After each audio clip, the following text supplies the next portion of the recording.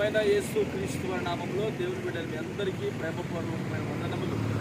పరిశుద్ధ గ్రంథంలో దేవుని వాక్యమును ధ్యానించుకుందాము. మత్తయి సువార్తమానము 5వ అధ్యాయము 8వ వచనము. హృదయ శుద్ధి గల వారు ధన్యులు, వారు దేవుని చూచెదరు. ఆమేన్. ప్రియమైన దేవుని బిడ్డలారా, ప్రతి మనిషి కోరుకుంటారు, నేను దేవుని ఎప్పుడు చూడాలి, ఇంత భక్తి చేస్తున్నాను, ఇంత ప్రార్థన చేసుకుంటున్నాను, ప్రభుతో సహవాసం కలిగి ఉన్నాను, ప్రతి దినము ప్రార్థన చేసుకుంటూ బలపరచబడుతున్నాను కదా, నేను ఎప్పుడు దేవుని చూస్తాను అన్నటువంటి ఆలోచన ప్రతి మనిషికి ఉంటుంది. అయితే వాక్యం ఏమంటుందంటే, హృదయ శుద్ధి గల వారు ధన్యులు, వారు దేవుని చూచెదరు అంట. హృదయ శుద్ధి అనేది లేకుండా ఎవరు కూడా ప్రభుని చూడలేరు. కనుక మన హృదయాన్ని మనము ప్రతి దినము ప్రతి క్షణమున శుద్ధికరంగా మనం మార్చుకోవాలి.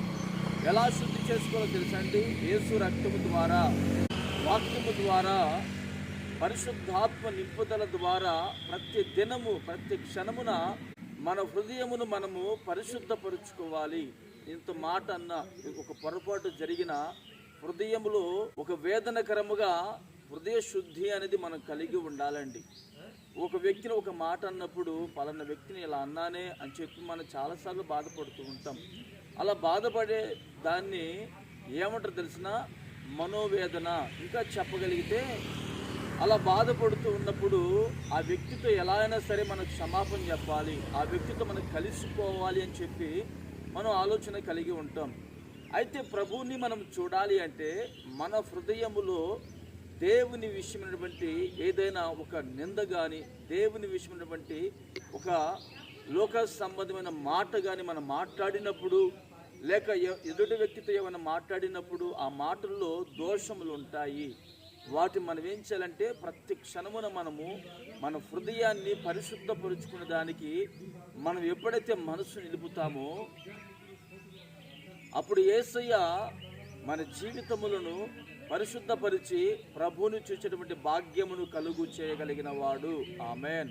ప్రార్థన చేసుకుందాము. ప్రేమగల తండ్రి, పరిశుద్ధుడా, జీవాధిపతి, స్తోత్రం చెల్లిస్తున్నాము నాయన.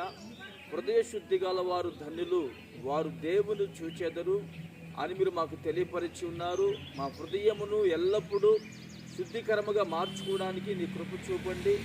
ఉన్నతమైనటువంటి అనుభవంలోనికి మేము నడిపించబడటకు మీరే సహాయం చేసి మహిమ పొందుకోమని యేసు నామమున ప్రార్థిస్తున్నాను తండ్రి.